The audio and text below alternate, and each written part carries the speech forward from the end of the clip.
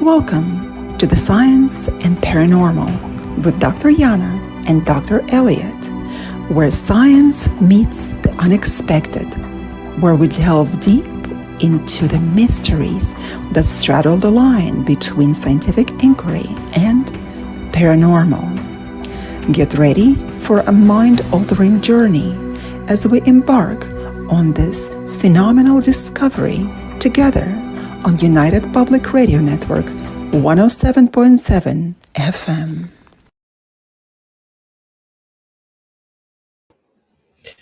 Good evening, everyone. Welcome to Science and the Paranormal. This is Dr. Elliot, and joining me is my beautiful co-host, Dr. Yana. Hello, good evening. Tonight we have a very special guest with us, Lyn Buchanan. He's going to be speaking to us about remote viewing, the challenges and protection. And I'll get Dr. Yana to introduce him here in a second. First, we just want to let you guys know we have about 500,000 listeners between live and our pre-recorded, which we are really surprised about and really appreciate that that many people tune into our show. We're very honored to have you guys tune in and listen to us. So we started a website, ko-fi.com/science and the paranormal to kind of do some rewards for donations. We're trying to raise our support to cover our annual broadcasting fees. We've been reaching out to sponsors. If anyone's listening and has a business or wants to sponsor us, send us an email or reach out to us on social media. We'd be interested in working with you. And for our rewards program, we have $5, $10, $20, $50, and $75 donations. So $75 would cover our monthly fee, and you'd be considered an official show sponsor. And we would announce you and your business over the entire month, get you on our social media. And you can even play an ad if you have one, or we can show an image of your business up on there. And we even have right down to the $5 donation, which is a supporter shout out. We'll give you guys a shout out on the live broadcast and acknowledge you for supporting us. And right in the middle, we call it show producer. So if you donate $20, you'll basically get the honorary role of show producer, where you can either suggest a mini topic that Dr. Yana and I talk about, or you can even give us an entire episode theme and we'll discuss it on the show. So take a look at our website. I'll post it down below on the scrolling bar there, but it's ko-fi.com/science and the paranormal. And that's brand new. Dr. Yana, I'll turn it over to you. Fantastic. Yes. Please support us. If you like our content, if you like what we do and the guests that we invite, please support us.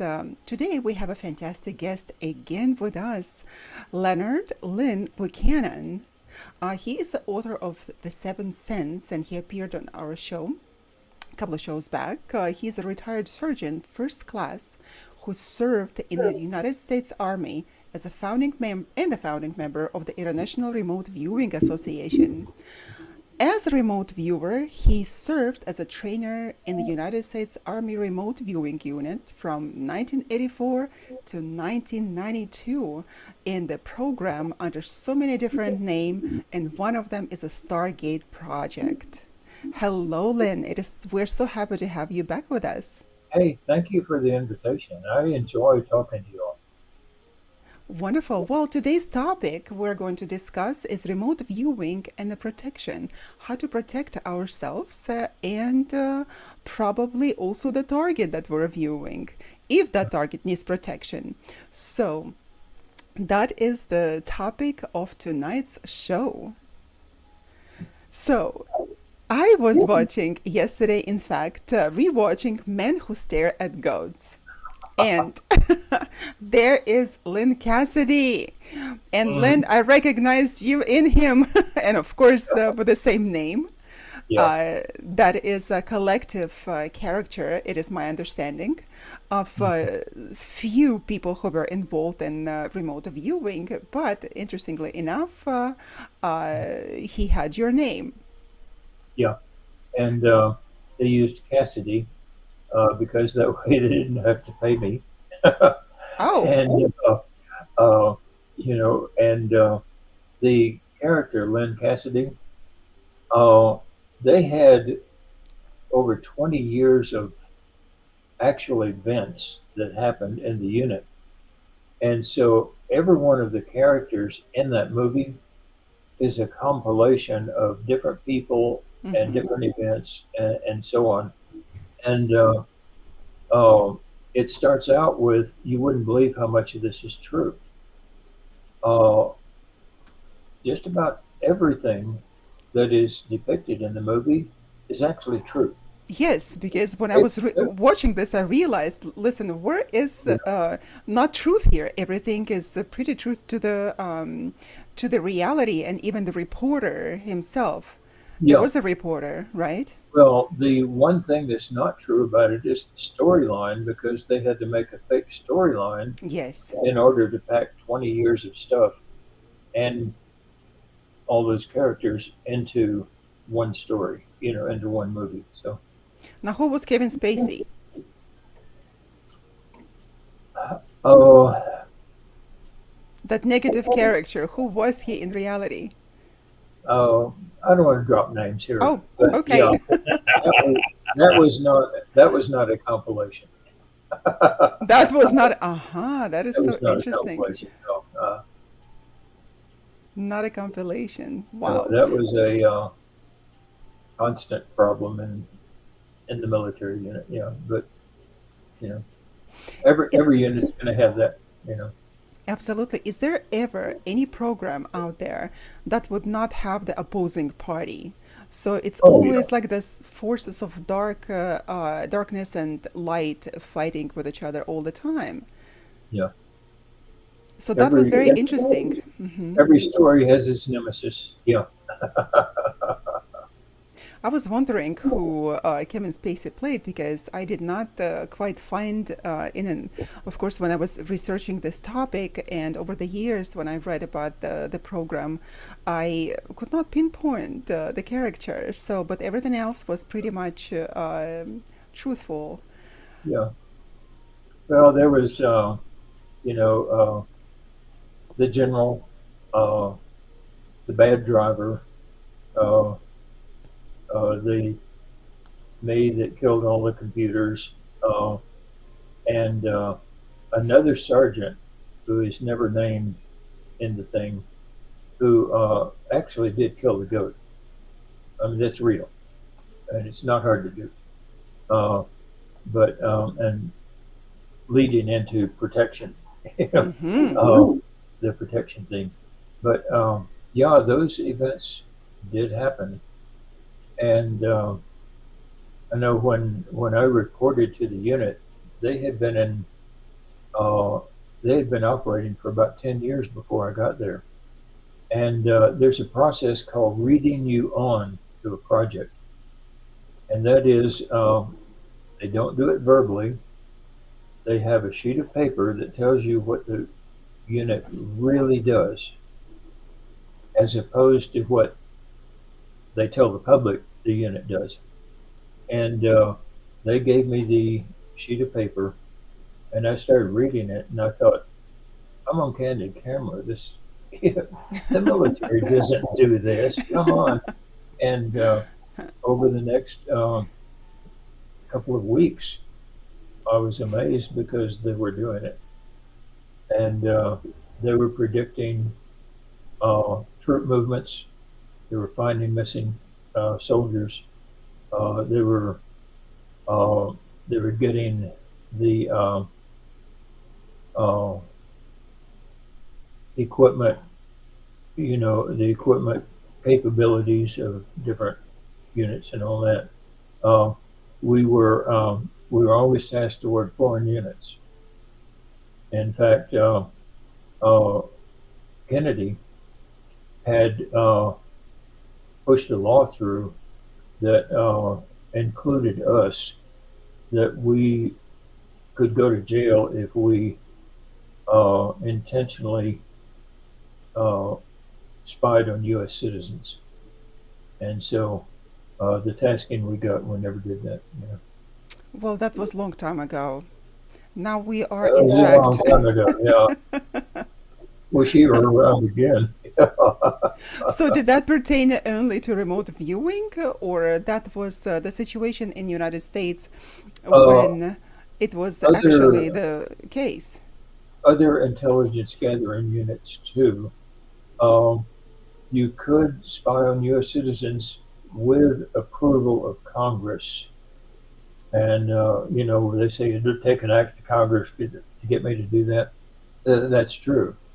Uh, if we were ever tasked toward a U.S. citizen, it would cause, it would require permission of Congress. Yeah. Right. So, but we were, uh, for one thing, uh, politicians and so forth, uh, they don't always like for the truth to be out there. And as far as the remote viewers, they can't keep a secret, from a remote viewer. And so that was always a sort of bone of contention about our unit, that we had many members of the political aspect of the United States that was always wanting to get rid of us. They they didn't they didn't want us around. They had their secrets. They wanted to keep them. Yeah. And that was of different agencies. In different agencies, in non-agencies, different political offices, and things like this. Yeah. Yeah. Do you think But that the final shutting down of the program or its changing names was partially attributed to that? we had people who were trying to shut us down Hmm. the whole time I was there, and even before. And you know, the information would get out about our unit's existence and what it did, and they would come in and they would say, "Okay, this entire project is shut down.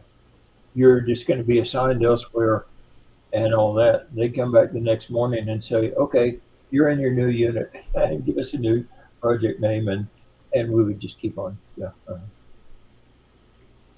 So that is why, because over the years, when I was thinking about it, I knew that it was not only the case here in the United States, but also in the Soviet Union at the time, because the whole program of the Stargate was started as a response to the Russian That's right. government also conducting studies like this. Yeah, this is So, one of those cases where Russia had it first. It did. but the interesting thing about it is that also in Russia from the beginning of the 20th century, many of the studies, even the scientific studies in the laboratories with the scientists, that would be closed. So I was very interested in that and why that would be in the Soviet Union, that would also be in the United States. Do you think that all of those parties that are interested in not releasing their secrets would also be behind, and not only just the government, but as you're suggesting, here in the United States, those organizations, governmental or not, For that would be sure. interested in shutting it down? So you think in the Soviet Union would be the same thing? Even San Marino had its, mental spies and all that. Yeah. Uh, there were very few countries who didn't have such a project, and probably still have. Okay, well, the good thing is that we have a hope that the program exists, perhaps again under the different name. I hope so. When you retire, they quit telling you secrets, and so the honest answer to that question is, I really don't know. Yeah. Mm-hmm, mm-hmm.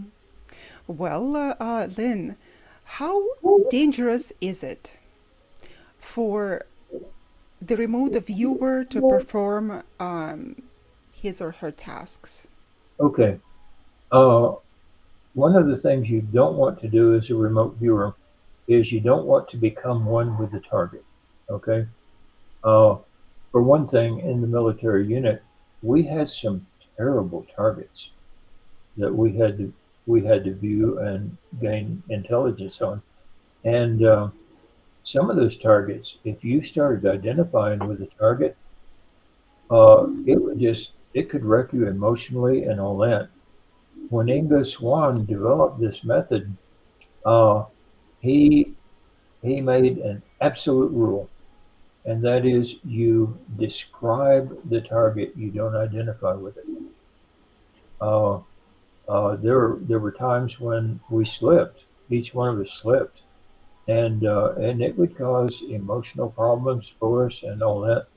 And one of the um, one of the examples that's in my book, The Seventh Sense, um, let's say a serial murderer. Okay, uh, you're looking for the serial murderer, and you access them, and all of a sudden you feel the joy that they feel when they murder somebody. You don't want to take that in, and this, of course, is one of the basic dangers of CRV, of the remote viewing. You stand back at every target, mentally stand back, and you observe and report, observe and report. You do not get involved. And I know for a lot of natural psychics, they say, oh, become one with your target. Mm-hmm. No, no, you don't want to do that. Uh, uh, you don't There know are what so that many target is. problems. Yeah. Mm-hmm. Yeah, become one with the target because uh, psychics, there is no one particular organized training for the psychics, and That's there are right. different. It's not professional, at least, of course, but there are different people who, of course, offer the courses, how to become one, how to conduct yourself. But it is so important to know that it's not a game. It's not just You something know, that comes to you spiritually that you do. That would be yeah, naive to think because, as you just mentioned, there are consequences to yeah. remote viewing. Mhm. Now, are there consequences for the target as well? Generally, no. Can Uh, the target feel that that he's being observed? okay, with natural psychics, yes, if they're sensitive enough. The controlled remote viewing that was created by Ingo Swann uh, has built-in protection and built-in um, separation. And if you do the controlled remote viewing, now you're going to hear all kinds of remote viewing out there on the internet. No, that's not what this is. This was controlled remote viewing. And if you do it correctly, uh, they'll never know. Uh, if you do it correctly, there is no protection from controlled remote viewing. We can go ahead and get the information we want. And in fact, we found out very early on, somebody puts a ball of white light around them, for protection and all that. They depend on that ball of white light. And so their natural defenses go down. And man, we could go in and get the information we needed in 5 minutes where it'd normally take an hour, because their defenses are down. They put faith in this thing, and their natural defenses go down, made them easy targets. Yeah. That is so profound. Yeah. Because there is this information out there, of course, that put a bubble, and bubble, of course, can work in certain cases. Yeah. However, it is Well, not just a regular bubble. There are also techniques involved how to create that energy around yourself, yeah. impenetrable energy, so you are And the thing invisible. is, that usually works for a natural psychic, to protect yourself from a natural psychic.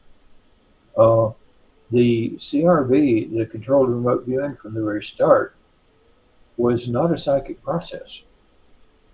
It was a scientific study on how to interview your own subconscious mind, have it gain information, report that information to you, and then consciously listen to your own subconscious, write it down on a piece of paper, and hand it to the people who can use it. So your question about does it ever affect the target? The results of the session will almost always affect the target. I don't know how many times we have predicted where and when drugs are coming across the border, and and they go and they get them. You know. Now, if So that you could affects predict, Lynn, that is very important piece of information that you just stated, Yeah. because you predicted so many events like drug trafficking, for example, right? And you were able to stop it dead on its tracks. No, we And weren't. The well, people who gave the information to, right, they were able to stop it. Yeah. right, but the information that you provided. Yeah. So essentially, you saved a lot of people with your information, and of course, the actions that followed suit in order to prevent it from happening. Now, if this is the case and you were able to predict something in the future, what do you think about the future, whether it is predetermined? There's always been that argument against free will versus predestination. Okay. What do you think?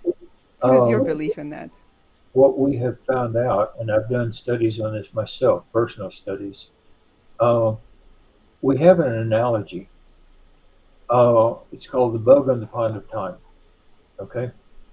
You are a bug. This analogy goes. You are a bug sitting on the pond of time, and you look across the pond, and there's another bug sitting over there beside a rock that's in the pond. Okay. And you think that would make a good meal. So you go skittering across the pond of time, and when you do, you set up a wake in front of you.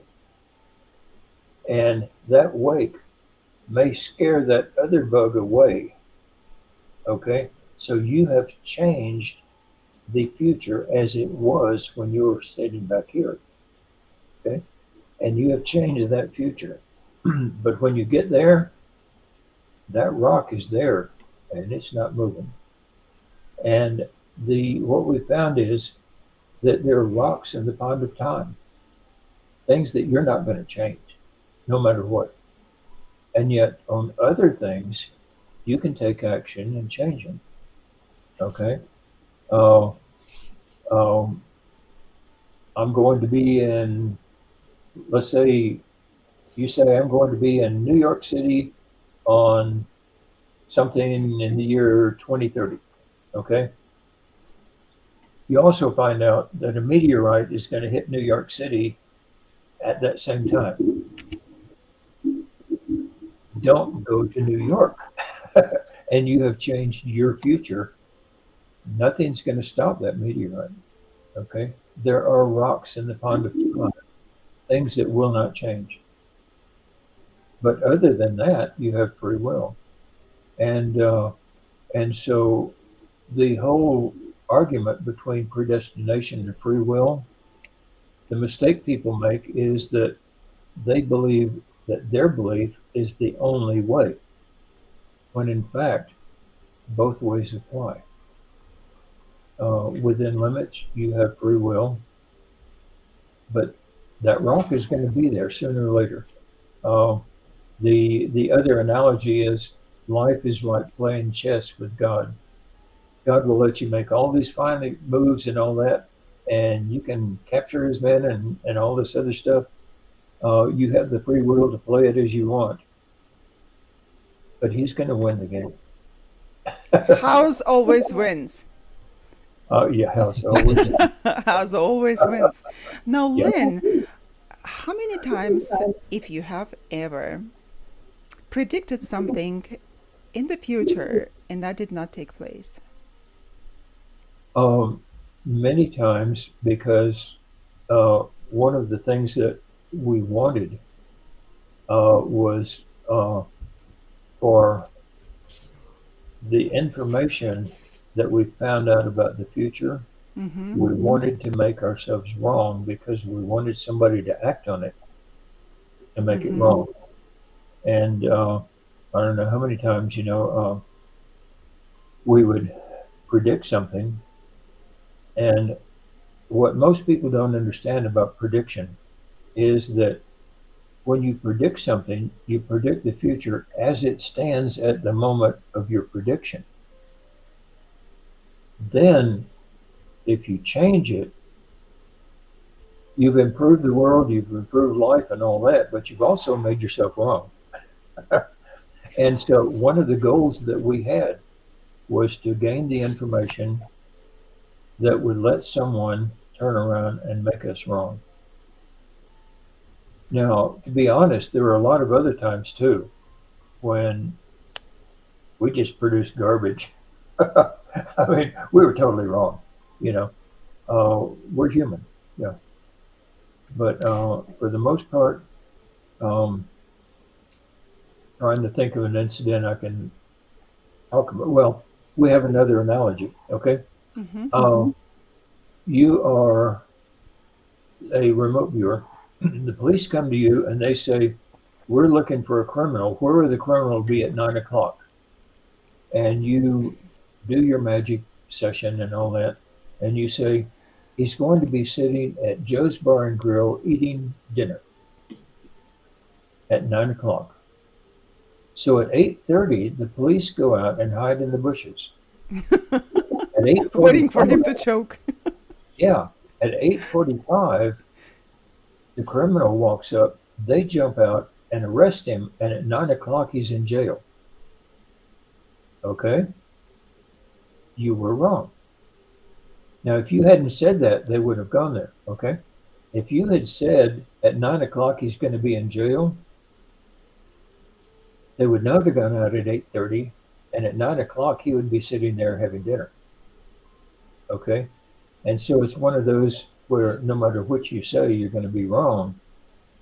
And what you want to do is make it so that the best wrong happens.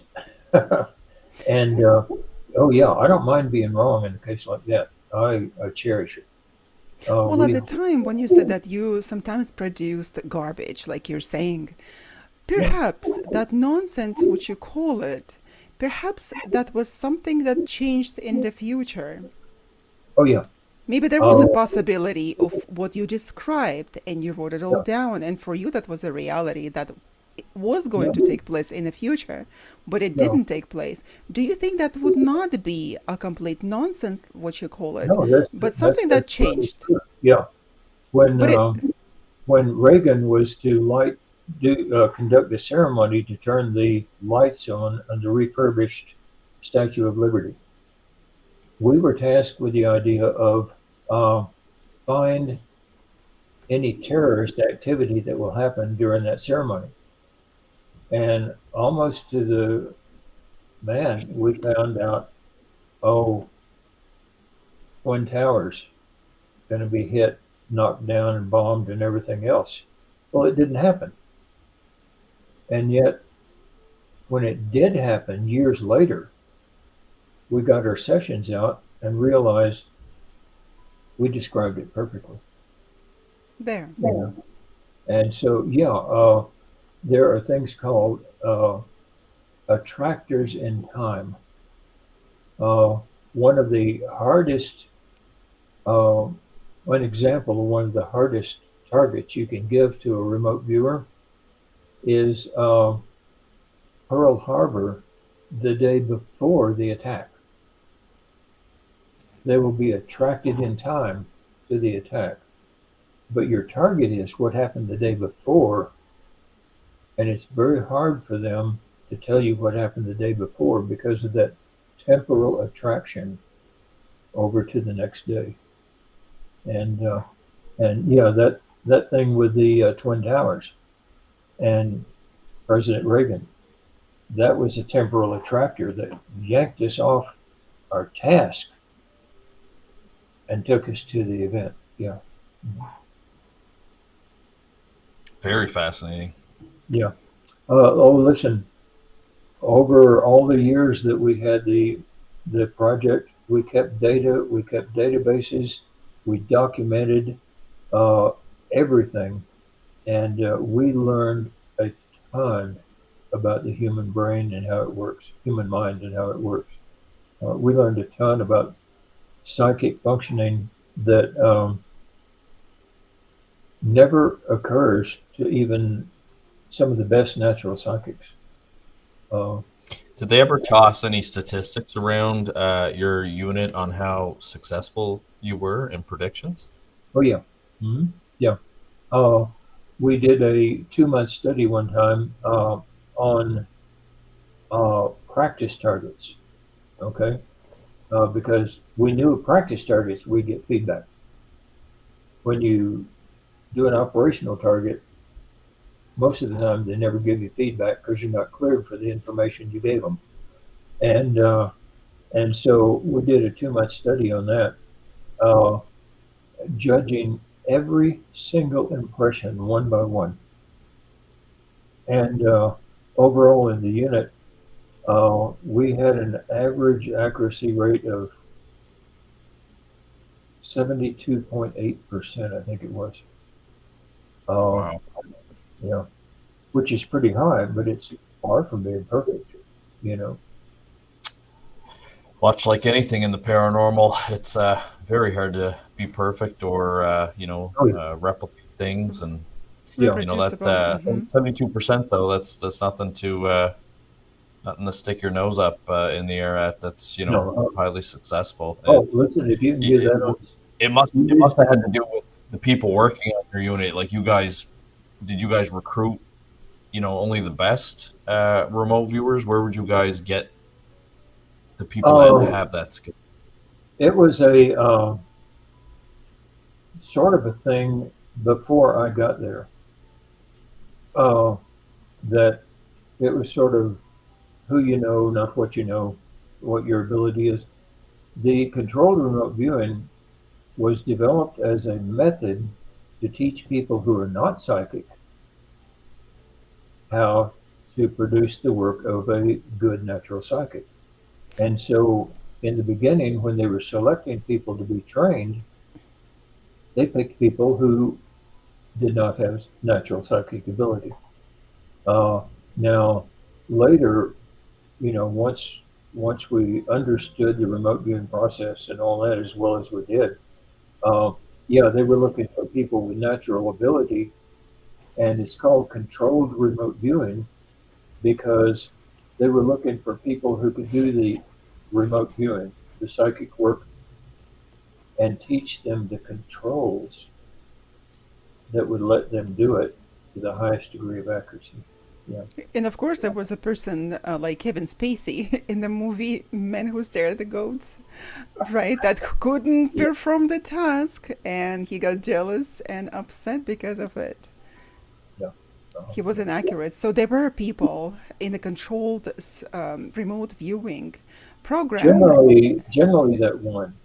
Uh, the people that were selected for the target had to go through psychological testing and all that.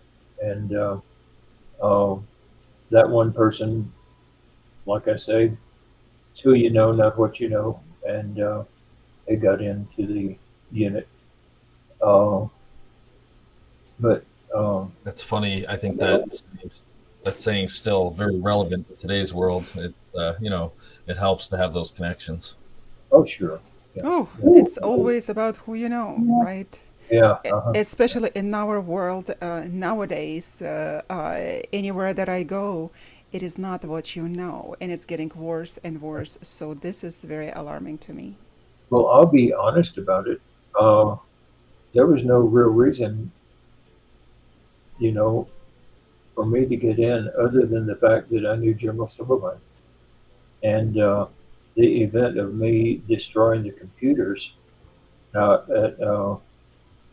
in Germany attracted his attention. He came out and met me. We became friends, and he said, "I want you in this unit." And so he yanked me out of Germany and put me in that unit. And if it hadn't been a three-star general saying, "You will take this person," I would never have been in there. Yeah. But now what happened was he wanted to start a unit that would destroy enemy computers with the end goal of learning how to mentally control the enemy computers, make their missiles drop into the sea or turn around and go back at them or whatever, and screw up the information that was in enemy computers and all that. And Congress had been caught in the 1960s in a lot of very bad mind control experiments. And so when General Stubblebine approached them to start a unit like that, they said, "No, that's mind control. No way." And so he already had me there in DC. He'd already pulled me out of Germany. And so he said, "Okay, well, then I'll stick you in this remote viewing unit." That's how I got in there. Yeah. He's the one who was making parties with spoon and fork bending, right? Oh, yeah. He really liked that. Oh, listen, he was really, really good. He could take a fork and do his mental magic and then reach up with his thumb and one finger and the tines in the fork. He could roll them like this and just twist them up. And he was amazing and fantastic. Now, if he was amazing and so fantastic, do you know of any information about his personal life, whether he ever applied it outside of work? And not just fork and the spoon bending abilities, of course, because that was just exemplary. He was one of the favorite generals in the military.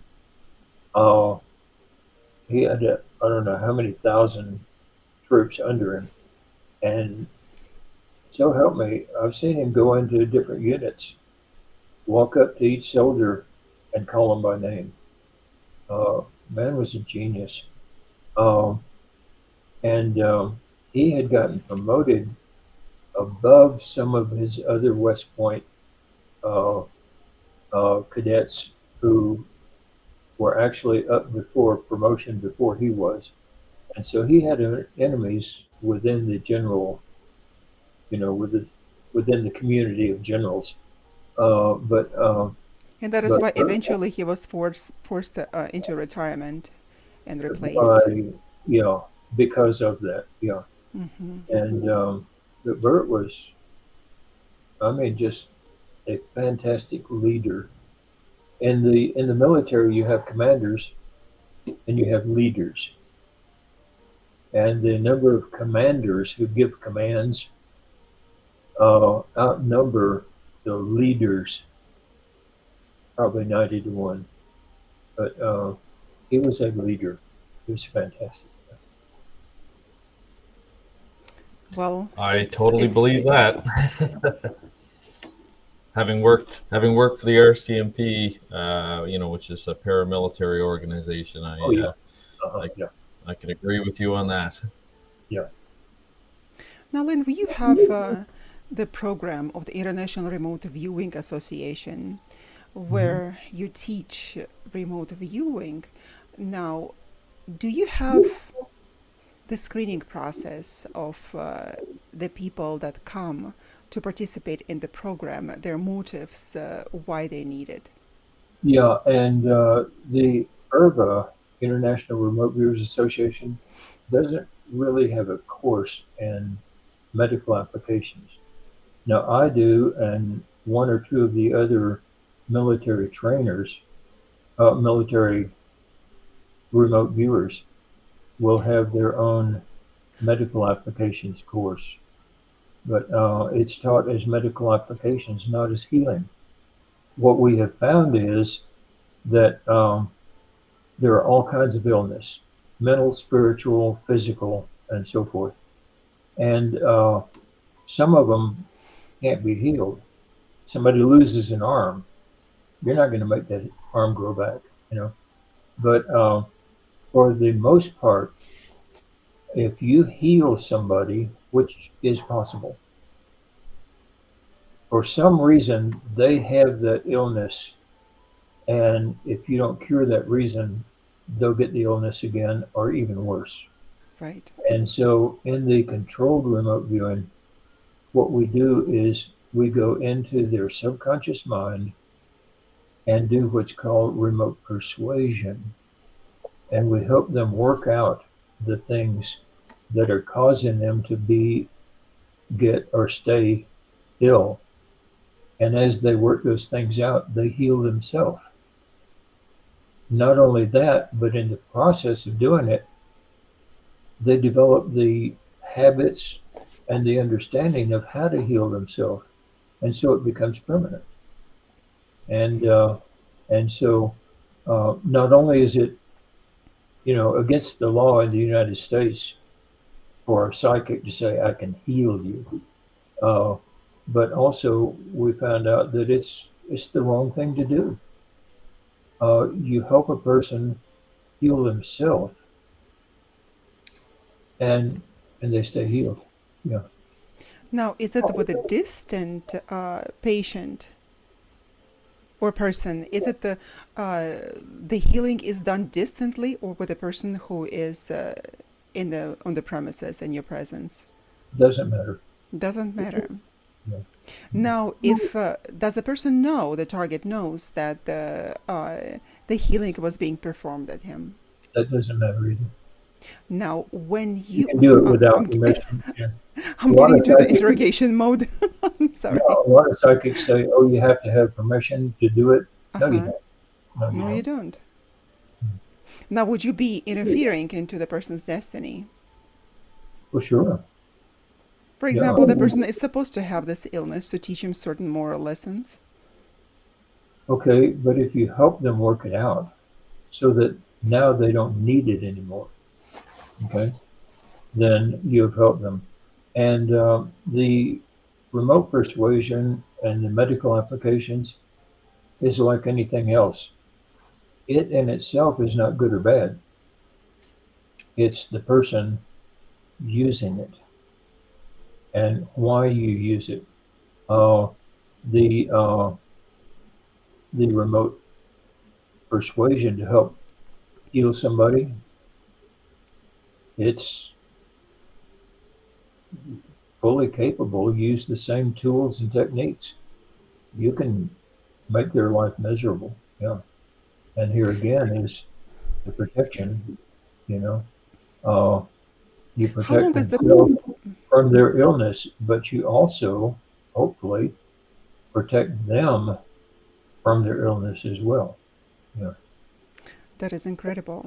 Now, how long is the program and how many times a year do you offer that? I have offered the medical applications course maybe 8 or 9 times in the 25 years I've been out of service. The controlled remote viewing medical applications course, you have to be really good at controlled remote viewing. And that's not something where you come in and you take a weekend course and poof, you're a remote viewer. The whole process of learning the controlled remote viewing is not, process-wise, is not that much faster than becoming a black belt in karate or a martial art. It takes time, it takes practice, it takes overcoming your own inner self and your own problems before you try to heal somebody else's. So the people who make it to the medical apps course, by the time they get that far, there are not many of them left. There's The others have come to the point where they can do the remote viewing to meet their own needs, and then they drop out from going any further, which is fine. That's fine. Yeah. When is the next course that you're offering? Right now, I'm not. I'm trying to retire, trying hard to retire, People and won't let you. well, that's true. Yeah, I form obligations to my students. Yeah, and uh, I have three books that I'm trying to get written, uh, and I'm 85 now. If I don't stop and have a life of my own, it's never going to happen. So there are things I want to do in life. And so at this point, I have several students who, oh, listen, two or three of them are better trainers than I ever was. They are so good. And so somebody comes to me for training. I have the online course in training where we have hundreds of videos where take each one specific topic and teach it, and it progresses through all of that to get you up to the advanced level. Uh, but as far as in-house classes, I don't do that anymore. I'm trying to get the books written. I'm trying to live life, and also one of the things I'm trying to do is help my students who have become trainers. If somebody asks them a question and they don't know the answer, then here I am. Give me a call any time of day or night, and so on. So many people start living for themselves in 50s and 60s. 70s, forget about it. It's just a life to themselves, right? And you have lasted so long serving people. And it is so admirable that now you're saying that I want to live for myself a little bit. I want to finish my books. Yeah. That is so sweet. And I know that it was not easy. It was not an easy life that you had, and the training that you had provided and the courses that you have created. Yeah. And we're looking forward to your new books. Oh, good. Yeah. I have the book, The Seventh Sense. The name of the book is because you have the five physical senses. Most people don't understand you have a sixth physical sense. Your nerve sheaths in your body are columns of water, and they pick up signals. And where do those signals come from? Not from antennas, radio antennas and all that, but from other people's sheaths within their body, and you radiate back and forth. So you're sitting in a room and somebody comes in and they're flaming angry, the entire ambience of the room changes and everybody in there feels it. Or they come in happy, and the same thing. And so your sixth physical sense is called ambience. And it's what you pick up from the world right around you, from the people and the world right around you. Now, the seventh sense is where you can sit down at a table and do the same for what's going on at a specific office in the Kremlin. That's the psychic sense. Not that we would suggest anybody do that, especially lately. Oh, I would never suggest that. As an intelligence agent, I would never suggest that. Of course we did it. Yeah. For regular people, perhaps. Oh, they don't need it. What do you need it for? A lot of people get to the point where they're really good at the remote viewing, and what they do is they predict cryptocurrency. They predict the stock market, and they do it for their family and on. And what a great idea. Dr. Elliott, we need $500,000 for our project. We need to start. Yeah, we need some remote viewers to invest for us. I've taught several classes in that, and at the end of each class, we go up to the Indian casino. And everybody knows you go to an Indian casino, you're going to be broke by the time you leave. I mean, nobody Right. wins at an Indian casino, you know. And so far, we've had one person break even, and everyone else has come away with more money than they went with. Everyone else has been a winner. Yeah. You know, Lynn, I thought So, you were trying to retire, and now you're saying everything while we're alive. You're gonna have so many inquiries. People oh will yeah. come to you for training.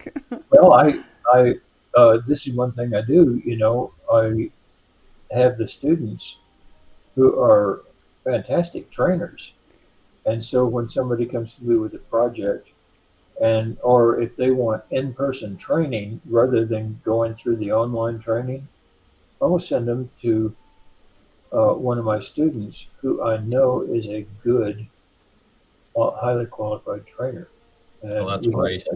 yeah. No, that's a great idea. And I Now, don't I you're don't with make any money. I don't make any money from it. I just send it to them, and they set up their price for training and their schedule for training and all that. I don't need to make any money off of it. You know. so you were lucky with your skill set in remote viewing because you were assigned to the United States Army's remote viewing unit Oh yeah, several years. What yeah.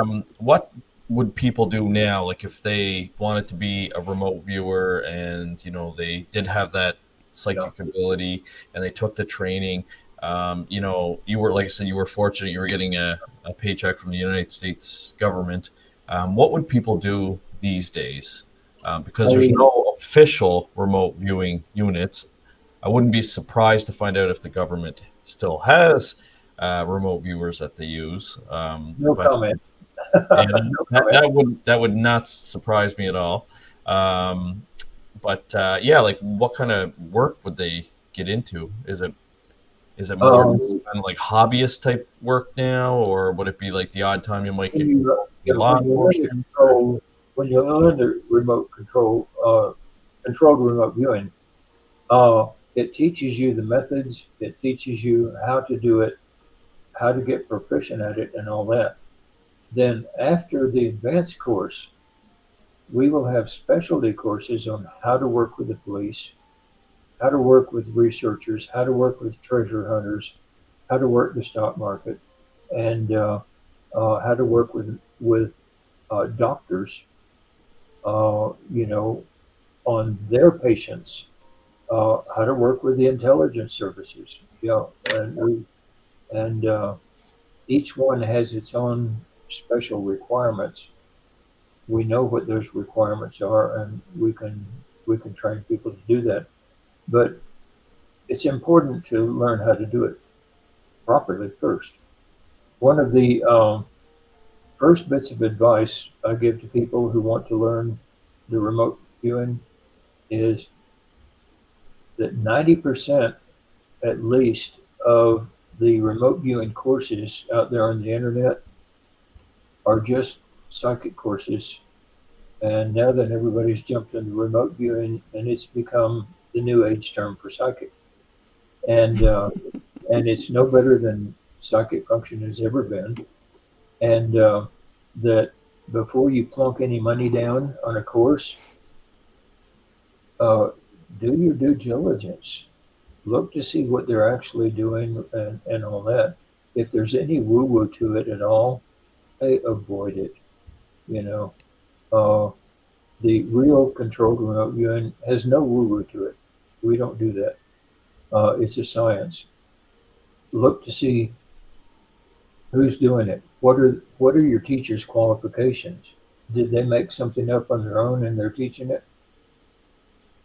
Don't join them. Don't pay your money, and so on.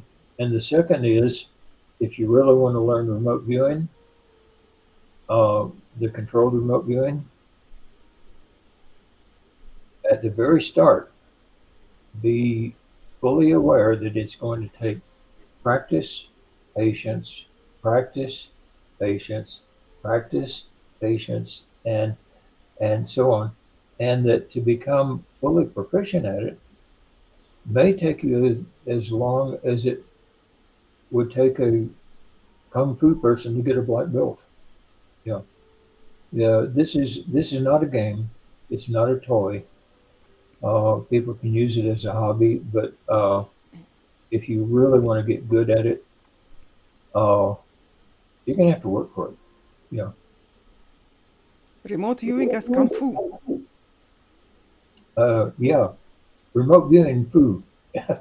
Remote viewing Fu. That's right. Yeah. That's the way. Uh-huh. Yeah. Well, that But is the thing about it is, as you learn to do it, the successes that you have encourage you. And true. I've had people who've come and taken the training, gotten good at it, and then just walked away from it, because life gets in the way. And sometimes 5 or 8 years later, they'll come back and they'll say, I can't stay away from it. I've got to start doing this. And because of that, uh, I've always taken the policy that once you pay for the course, it's permanent. You have permanent access. You come back 10 years later, you've already paid, just come back and start learning again and all that. And that's been a good policy, and we've gotten some really good remote viewers because of it. So, That's amazing. yeah. But yeah, we teach courses in how to work for the police, how to work for R&D, how to work for scientists and researchers, how to work for treasure hunters, how to work for doctors, how to work for rescue squads that go out in the mountains looking for lost people and all that, Right. and how to do the stock market. Yeah. Now, the website where to find all this information, is this the crviewer.com? CRVIEWER, crviewer.com. Yeah. And down at I need to change this because it's hard to find. Down at the bottom of the very first page is a link that goes to the online training. And what it goes to is an introductory video that says, if you join this course, here's what you're going to get. Here's what you're not going to get. You're not going to get woo-woo, no mysticism, and so forth. And basically tries to talk you out of joining it. I see that. And there's such a great picture of you. So handsome. Oh, yeah. Well, yeah. I don't know how many times I have to be appreciated when somebody says, you used to be good looking. You are still good looking. I don't know what people say. I'm just an old geezer. I'm an old geezer these days. Yeah. Not that often that I come across an incredible human being. Not only that, yes, people mention how wonderfully good looking you were. What I appreciate is the human being, is the person with an incredible soul and heart. Yeah. And this is who you are, and that's what I value in you. Dr. Elliott and I are very grateful that you have decided to participate in our program and share your knowledge and insights. I think letting people, know the truth, knowing that, there are dangers to the viewer. If you we call it getting sucked into a target, you're viewing Saddam Hussein, or the present day equivalent, and you start viewing that person, getting their plans and intentions and their personality and all this, and you find something that you say, well, yeah, I agree with that. Get out of there. That's the start of getting sucked in, and you may not realize it, but there can be a personality change if you're not trained in how to get rid of it. And we do that training, by the way. That you go home to your family, and they're the head of your family is partially Saddam Hussein. You don't want that, you know. And And that so is permanent or temporary, that goes away or stays as temporary. residual? It's temporary, always temporary. But the damage that can be done during that time to your family, to people, whatever. There was one time when I was when I was tasked to access a foreign military leader. Okay, just leave it at that. And I got the information. I had this nagging feeling that there was something I had missed. And that evening, I was on my way home. It was a beautiful weekend. It was Friday afternoon, and I was driving home. I had a 2-hour drive to drive home. And I said, okay, this weekend I've got to mow the grass. I've got to clean the car. I've got to do this other, and I've got to kill my wife, and I've got to do such and such. And I thought, what did I just say? And there it was. I've got to kill my wife, you know. And I thought, that's stupid. I never would have done it, you know.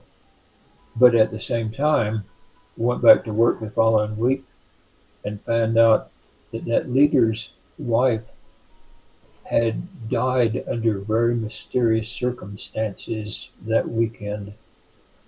And he killed her. Yeah. And I had picked that up and not realized it, but it had sort of internalized.